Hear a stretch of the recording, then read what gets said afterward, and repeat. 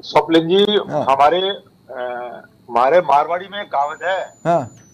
रस्सी बढ़ गई लेकिन बढ़ कौन गए हो। भारतीय जनता पार्टी को कल मैं दोपहर बाद से सुन रहा हूँ। हाँ। भारतीय जनता पार्टी के प्रवक्ताओं को कल दोपहर से लेकर के रात को 9:30 बजे तक सुन रहा था। आज सुबह से भी 2-3 डिबेट्स में शामिल हुआ, लेकिन भारतीय जनता पार्टी को बढ़ को नहीं गए। हिंदुस्तान की जनता पूरा घमंड तोड़ दिया। वो सत्ता में रहेंगे, प्रधानमंत्री मोदी ही बन रहे हैं।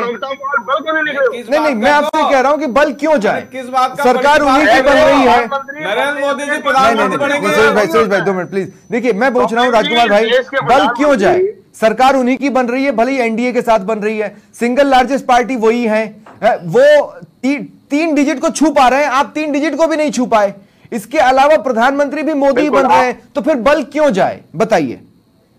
आपका प्रश्न बहुत अच्छा है। अब की बार और आवाज आती थी, अब की बार और आवाज आती थी, और वो आवाज गायब हो गई। पहले चरण के बाद 400 पार, 25 पार। भारतीय जनता पार्टी का जो घमंड तोड़ा है हिंदुस्तान के देवतुल्य मतदाताओं ने, ये हिंदुस्तान के इतिहास का विचित्र राजकुमार भाई 2 सेकंड। नहीं 2 मिनट रुकिए। नहीं सुरेश भाई, नहीं एनडीए के पक्ष में नहीं, एनडीए के पक्ष में दिया, सिर्फ बीजेपी के पक्ष में नहीं दिया, ठीक है। लेकिन राजकुमार भाई, जब मनमोहन सिंह प्रधानमंत्री थे तो उनका जो कैबिनेट था वो यूपीए का कैबिनेट नहीं कहलाता था, वो मनमोहन का कैबिनेट कहलाता था। गलत कह रहा हूं मैं? तब कितनी संख्या थी आपकी? तो आज भी मोदी कैबिनेट ही कहलाएगा। मैं गलत कह रहा हूं क्या? स्वप्निल जी, कांग्रेस पार्टी के किसी प्रधानमंत्री ने, किसी नेता ने, किसी प्रवक्ता ने इतना घमंड नहीं किया। सरकार कम आई है, ज्यादा आई है, सीटें कम आई है, ज्यादा आई है, सरकार इनकी बनेगी, हमारी बनेगी, किसी और इंदिरा इज कांग्रेस, कांग्रेस इज इंदिरा, इसमें घमंड नहीं था।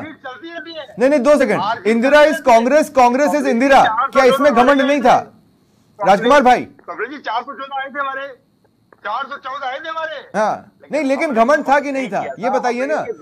2 मिनट राजकुमार भाई, जैसे इन्होंने कहा मोदी की गारंटी, मैं कह रहा हूं इंदिरा इज कांग्रेस, क्या इसमें घमंड नहीं था? क्या ये दोनों सेंटेंस एक से सुनाई प्रतीत नहीं करते? स्वप्निल जी, आप बहुत वरिष्ठ पत्रकार हैं। हाँ। कहा इंदिरा गांधी जी, कहा और कहा आप इनकी तुलना कर रहे हैं? कहा तुलना कर रहे हैं? मैं घमंड की तुलना कर रहा हूं। अरे भाई, इंदिरा कांग्रेस क्यों है? वाजपेयी साहब, इंदिरा जी 2 हिंदुस्तान के बड़े नेता रहे। ठीक है। और मैं तो चाहता हूँ हमारे देश के प्रधानमंत्री, ठीक है, आदरणीय नरेंद्र मोदी जी जब कार्यवाहक प्रधानमंत्री हो गए हैं, कहते में तकलीफ हो रही कि उनके नाम के आगे कार्यवाहक लग गया है। नहीं, हाँ, तक अभी 2 घंटे 3 घंटे तक ये सबके साथ होता है दादा, ये तो होता ही है, ये तो रूटीन है। प्रधानमंत्री बने। लेकिन एक सवाल और मैं आपसे लूंगा, नहीं एक सवाल मैं आपसे लूंगा, मैं एक सवाल आपसे और लूंगा। 2 मिनट सुनिए ना, आपका स्टेटमेंट है, मेरा स्टेटमेंट नहीं है। खड़गे साहब ने ओपनिंग रिमार्क में कहा है कि व्यक्तिगत रूप से मोदी जी के लिए यह न केवल ये न सिर्फ राजनीतिक शिकस्त है बल्कि नैतिक हार भी है। भाई यूपीए 2 जब चालू हुआ था तब भी आपके पास 240 से कम नंबर थे, वो आपकी नैतिक जीत थी, और कोई 240 ले आया, वो उसकी नैतिक हार है। स्वप्निल जी, ये तो पूरा देश बोल रहा है, पूरी दुनिया बोल रही है, सोशल मीडिया उठा के देखो तो सही। हाँ। पता चलेगा।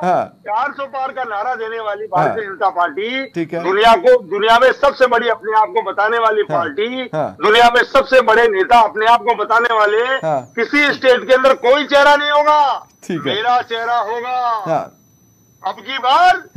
और क्या हुआ आप देख लो, हवा निकल गई गुब्बारे की।